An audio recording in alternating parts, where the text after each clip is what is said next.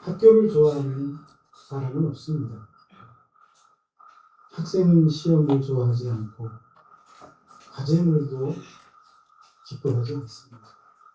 부모는 그 사실을 알면서도 아이의 손을 잡고 7살, 8살이 되면 학교에 입학시킵니다. 왜요? 그 학교는 시험도 있고 숙제도 해야 하지만 성장하는 중요한 과정이기 때문입니다.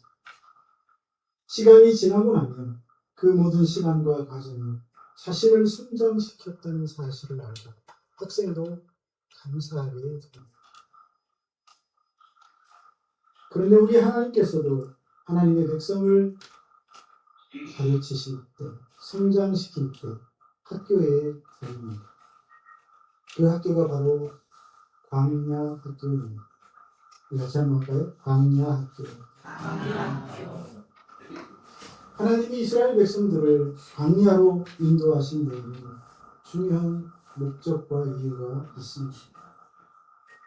이스라엘 백성들이 애굽에서 출애굽한 후에 곧바로 가나안 땅으로 들어갈 수 있었습니다. 가장 빠른 길로 갔다면 불과 며칠이면 도착할 수 있는 거리라고 합니다. 인도하지 않으시고 먼 길로 인도하십니다. 하나님은 그 길을 몰라서 이스라엘 자손들을 먼 광야길로 인도하셨습니다. 하나님이 그들을 가나안 땅에 빠른 길로 인도하신 능력이 없어서 40년이라는 긴 시간을 광야에서 보내게 하셨을까요? 광야길에 섰을 때 우리는 종종 묻습니다. 하나님 왜 내게 이런 고통스러운 광야를 허락하셨습니까? 사업이 어려워지고 건강이 무너져가고 계획했던 일들이 뜻대로 되지 않는 현실을 만나면 왜 이런 길을 걷게 하시냐고 하소연하고 불평할 때가 있습니다. 왜 이런 길을 주시는지 이해하기 어려울 때가 많지 않습니까? 그런데 오늘 신명기 8장에서는 분명하게 그 이유를 말해주고 있습니다. 2절 네 하나님 여호와께서 이 40년 동안에 네게 광야의 길을 걷게 하신 것을 기억하라. 이는 너를 낮추시니 너를 시험하사 네 마음이 어떠한지 그 명령을 지키는지 지키지 않는지 알려 하십니다. 한마디로 말하면 하나님의 사람으로서 합당한 하나님의 명령을 지킬 사람인지 지키지 않는 사람인지 확인하시겠다는 것입니다. 그것이 이스라엘 백성을 광야길로 인도하신 목적 중 하나입니다. 하나님은 목적 없이 아무 이유 없이 그들에게 광야길을 허락하시지 않습니다. 반드시 목적이 있습니다. 하나님 이스라엘을 애굽 땅에서 건져내시는 것만이 목적이 아니라 430년간 종살이하면서 바로의 눈치만 보고 애굽 사람들의 눈치만 보고 살아가던 그들이 이제 하나님의 백성으로 새롭게 빚어지기를 원하셨기 때문에 하나님이 그들을 광야길로 인도하신 줄로 믿습니다. 그래서 그들을 광야학교에 입학시키신 것입니다. 학교는 지식을 배우는 것입니다. 그런데 광야학교는 무엇을 배우는 것일까요? 믿음을 배우는 것입니다. 오늘 맥주감사 주일 하나님께서 왜 우리를 광야학교에 보내셨는지 그리고 우리가 그곳에 반드시 배워야 할 과정이 무엇인지를 살펴보며 은혜를 나누고자 합니다. 무엇보다도 광야 학교에서 우리는 하나님에 대한 믿음을 배워야 하겠습니다. 광야는 하나님께 대한 믿음을 배우는 것이기 때문입니다. 3절은 말씀합니다. 사람이 떡으로만 사는 것이 아니요 여호와의 입에서 나오는 모든 말씀으로 사는 줄을 알게 하려 하시니 이것이 그들을 광야로 인도한 목적 중 하나라는 것입니다. 그렇습니다. 광야에는 더 이상 바로가 없습니다. 의지할 힘 있는 능력 있는 사람 찾을 수 없습니다. 농사를 지을 수도 없습니다. 먹을 것을 구할 수도 없고 그곳에 창고를 세워 앞으로 살아가는 데 필요한 것들을 넣어둘 수도 없습니다. 심지어 생활을 보장받을 수도 없을 뿐만 아니라 생명도 위험한 것입니다. 그래서 하나님이 그 광야로 인도하셔서 그런 혹독한 환경 속에서 하나님을 바라보도록 하신 것입니다. 그곳에서 하나님은 그들에게 매일 만나를 내려주십니다. 매일 내려주셨습니다. 매일 주시는데 하루치만 매일 내려주시면서 왜 하루치만 주셨을까요? 그들이 매일 또 매일매일 하나님을 신뢰하도록 하기 위함입니다. 하나님은 그들에게 일주일치를 한꺼번에 주실 수 없습니까? 한 달치를 한꺼번에 부어주실 수는 없습니까? 그런 능력이 있습니다. 그러나 하나님은 하루치만 주시십니다. 얼마나 귀찮고 얼마나 번거로운 일이 되겠습니까? 그러면 불구하고 하나님 그들에게 매일매일 필요한 양식을 그때그때 내려주십니다. 하루치에 만나는 하루치의 은혜였고 동시에 하루치의 신뢰를 믿음을 배우게 하셨습니다. 날마다 하나님을 신뢰하도록 가르치셨습니다. 하나님은 그들에게 만나를 주시면서 사실 만나마다 더 귀한 것을 주고 계셨던 것입니다. 바로 하나님을 신뢰하는 믿음을 자라게 하신 것입니다. 예수님께서 제자들에게 기도에 대하여 가르치시면서 오늘 우리에게 정말 양식을 주옵소서라고 기도하라고 가르쳤습니다. 하나님은 평생 먹을 양식을 미리 쌓아두게 하시기보다 오늘 필요한 은혜를 공급하십니다. 오늘 또 하나님을 신뢰하는 믿음을 가지고 살아가기를 원하시는 것입니다. 광야의 만나 주님께서 가르쳐주신 이 일용할 양식에 대한 기도가 결국 같은 목적을 가지고 있습니다. 믿음에 대하여 가르치고 있는 것입니다. 오늘 우리도 마찬가지입니다. 삶이 안정될 때보다 어려울 때 더 많이 기도합니다. 계획했던 일들이 뜻대로 될 때보다 계획했던 일이 자꾸 무너질 때 하나님을 더 찾습니다.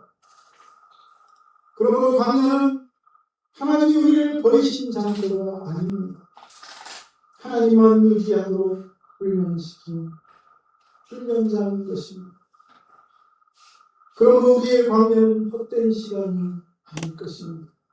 광야는 하나님을 만나고 하나님이 어떤 분이신지를 체험하고 그 하나님을 신뢰하는 믿음을 배우는 가장 중요한 장소요 학교인 줄로 믿습니다.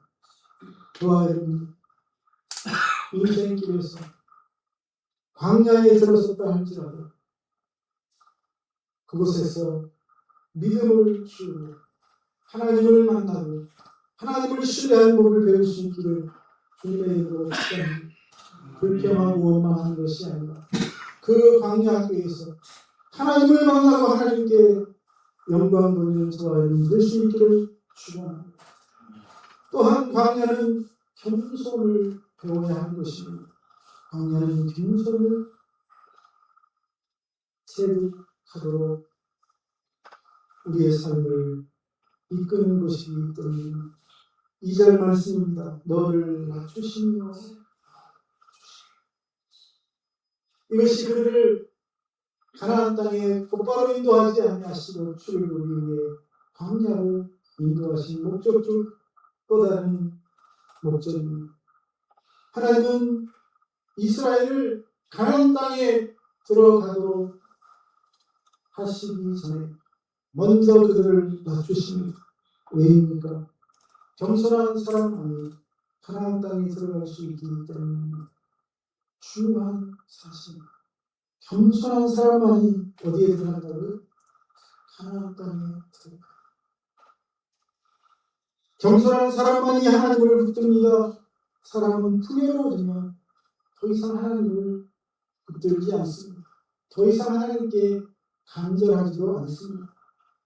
그리고 자신이 가진 모든 것, 내 능력 때문이다, 내 경험 때문이다, 내 실력 때문이다, 내가 땀 흘려 수고한 결과라며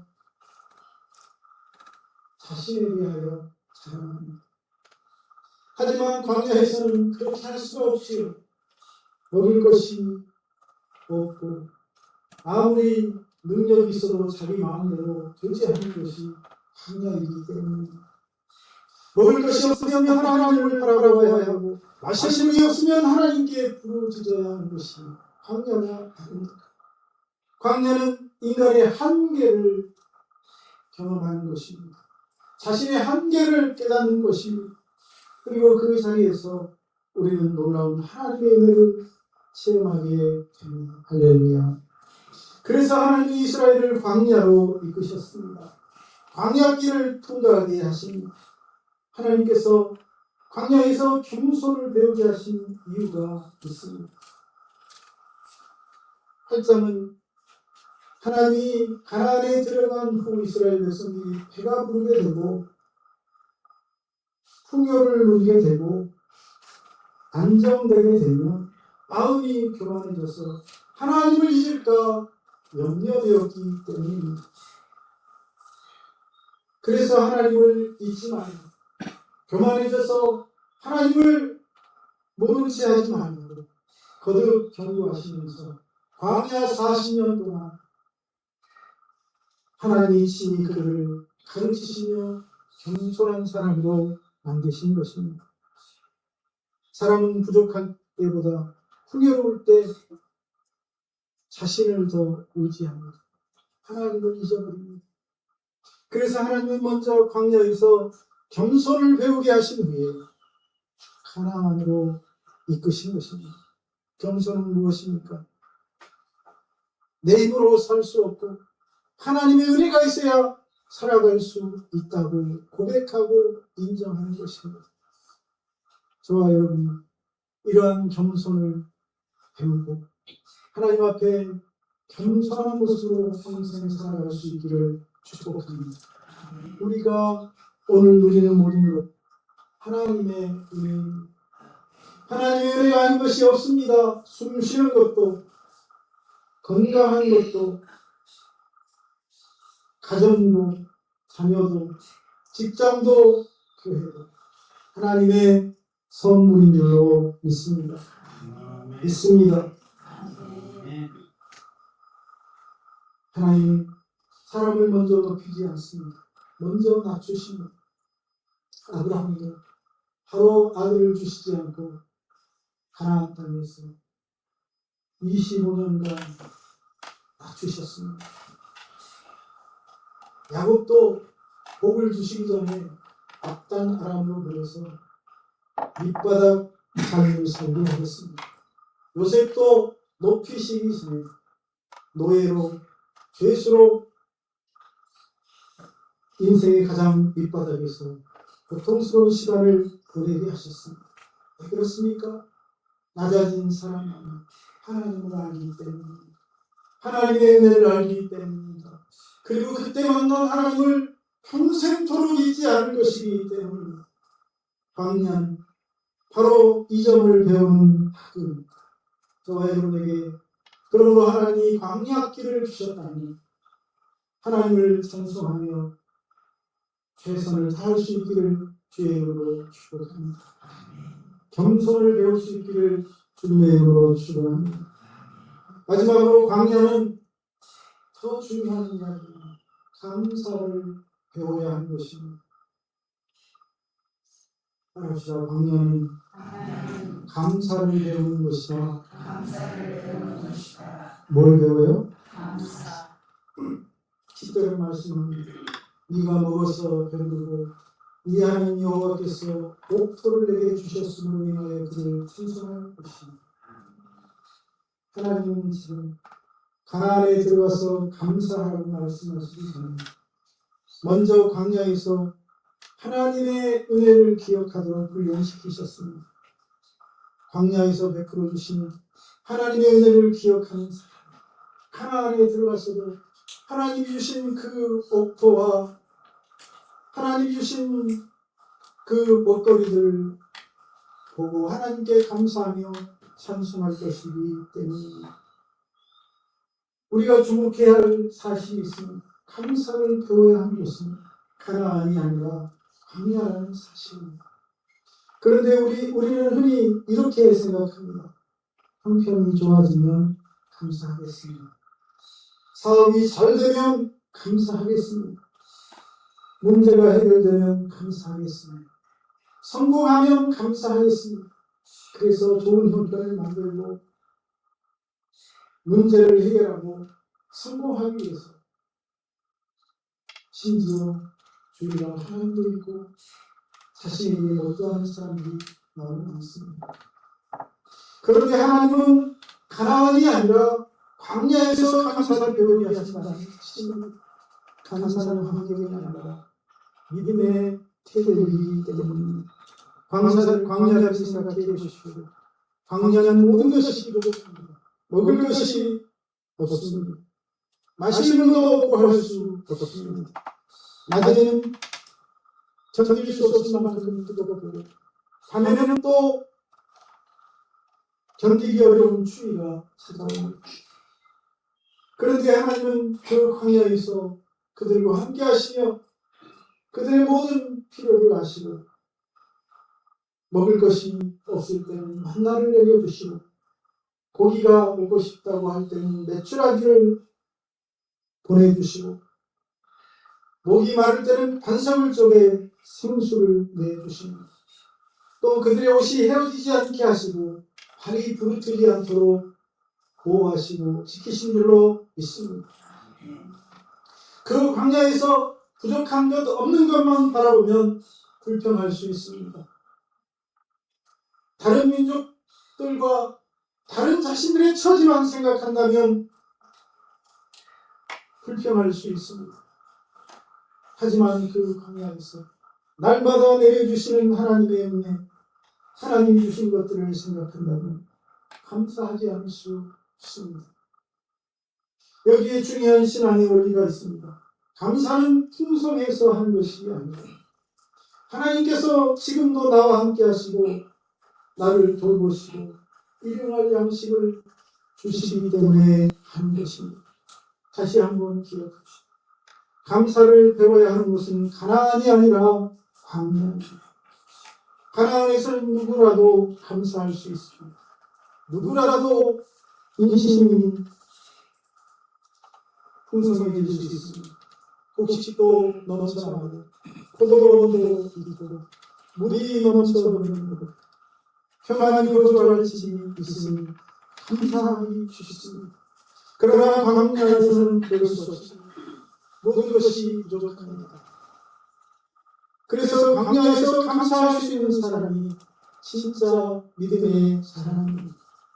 그래서 하나님은 이스라엘 백성들이 가나안에 들어가기 전에 먼저 광야로 인도하셔서 그곳에서 감사를 배우게 하십니다. 광야에서 감사를 배운 사람만이 풍요 속에서도 하나님을 잊지 않고 하나님께 감사하고 찬양할 것이기 때문입니다. 맥주 감사합니다. 바로 그런 감사와 믿음을 고백하는 설교입니다. 상대방에게 모든 일이 잘 풀려서 감사하는 것이 아닙니다. 광야 같은 시간이었지만 하나님이 함께 하셔서 일용할 양식을 주셔서 굶지 않게 하시고 그곳에서 다른 사람을 인정하며 겸손하게 하시고 하나님을 인정하며 겸손하게 하시고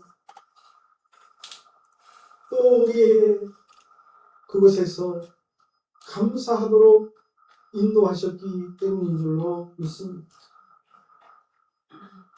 하나님께서 우리를 먹이시고 입히시고 여기까지 인도하셨음을 기억하며 감사하는 설교가 맥주 감사절인 줄로 믿습니다.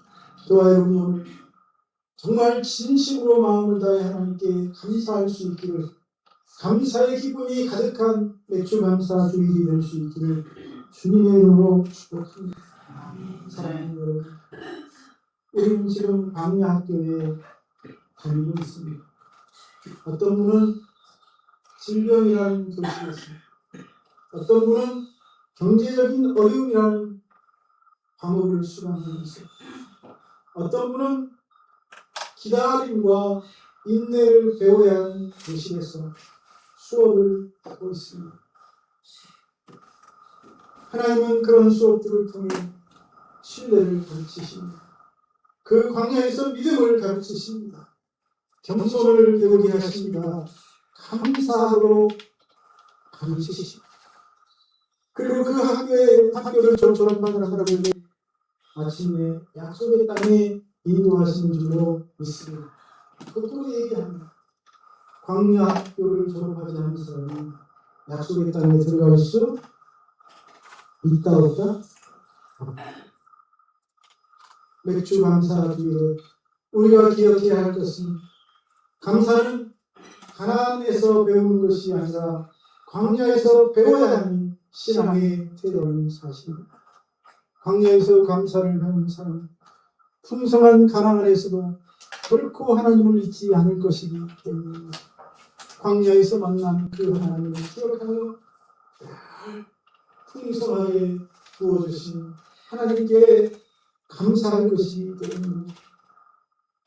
그러나 광야에서 원망을 배우고 불평을 배운 사람, 가나안에 들어가서도 만족하지 못하죠. 월세 사는 사람은 전세를 살고 싶고, 전세를 사는 사람은 작은 아파트를 하나 살고 싶고, 작은 아파트를 가진 사람은 더 큰 평수를 사고 싶고, 아파트 하나를 가진 사람은 또 다른 아파트를 사서 월세를 받고 싶고, 아파트 하나로 월세 받는 사람은 이제 빌딩을 사려고 눈에 불을 켜고 긴장해서 감사할 틈이 없습니다. 여러분, 광야는 우리가 머물 것이 아닙니다. 하지만 반드시 거쳐가야 할 학교입니다. 그 학교를 졸업하는 사람은 하나님을 신뢰하는 사람이 되고 겸손한 사람이 되고 어떤 형편에서도 감사하는 사람이 그 광야에 아무리 좋은 것을 모아놓고 쌓아놓은들 무슨 소용이 있습니까? 결국 가나안으로 들어가야 됩니다.